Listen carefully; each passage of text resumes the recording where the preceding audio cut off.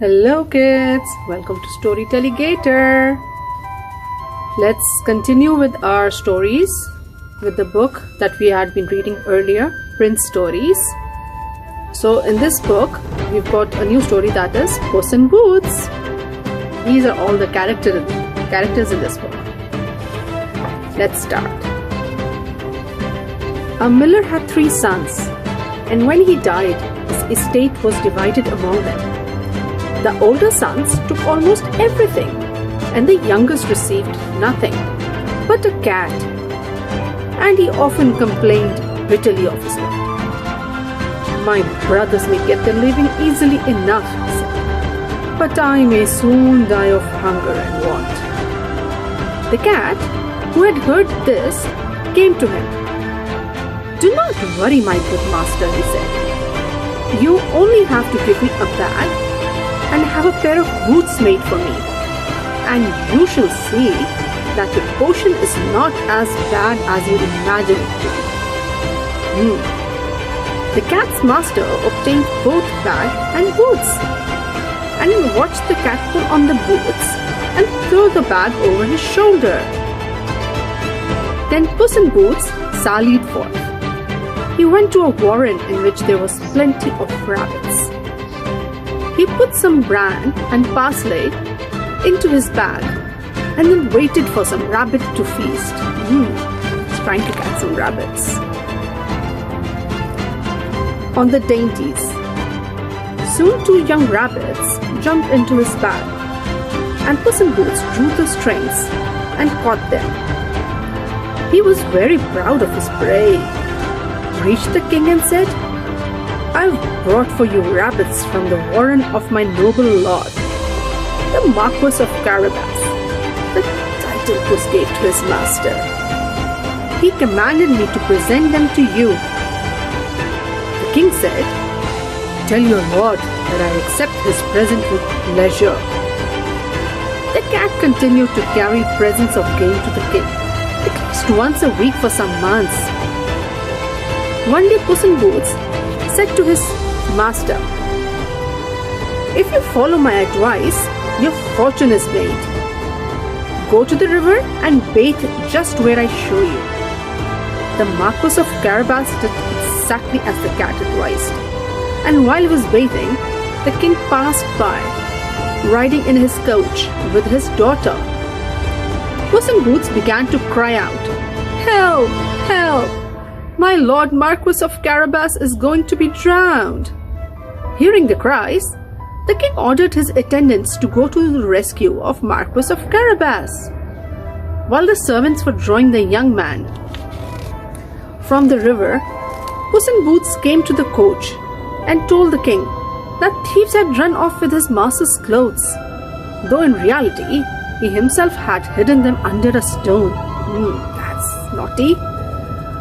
After the Marquis was dressed, the king was much impressed with him. He asked him to ride in the royal coach, and it was not at all strange that the king's daughter at once fell deeply in love with him. Oh, very nice. Quite overjoyed, Puss in Boots marched before the coach, giving orders to the workmen he met along the way. Presently, as the king came by, he saw some mowers working in a meadow and asked them to whom the meadow belonged. "To my Lord Marquis of Carabas," the mowers answered, as the cat had instructed them. "A very fine piece of land you have there, Marquis of Carabas," said the king. "You speak the truth, sire," replied the young man. "It never fails to bring me a good harvest." Soon, the coach passed another field where laborers were working. When the king asked to whom the field belonged, they answered, "To my Lord Marquis of Carabas." The king once more complimented the Marquis upon his rich possessions. At last, Puss in Boots arrived at a stately castle. It belonged to an ogre, the richest ever known, and all the lands through which the king had passed that morning belonged to him. The ogre asked him to sit down.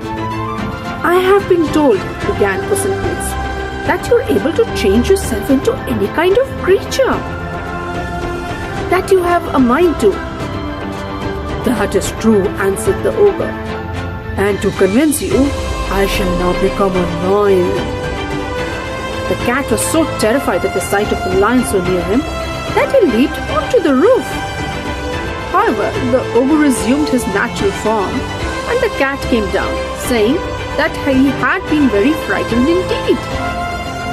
I have been further been told, said the cat, that you can also transform yourself into the smallest of animals.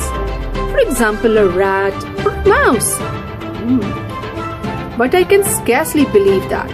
I must admit to you that I think that would be quite impossible. Impossible? Cried the ogre. You shall see. Said in an instant he became a mouse and began to scamper about the floor. No sooner did Puss see the ogre in the form of a mouse than he sprang upon him and ate him up. Ha ha ha. Meanwhile, the king's coach approached the ogre's castle. Hearing the wheels on the drawbridge, Puss in Boots hastened out.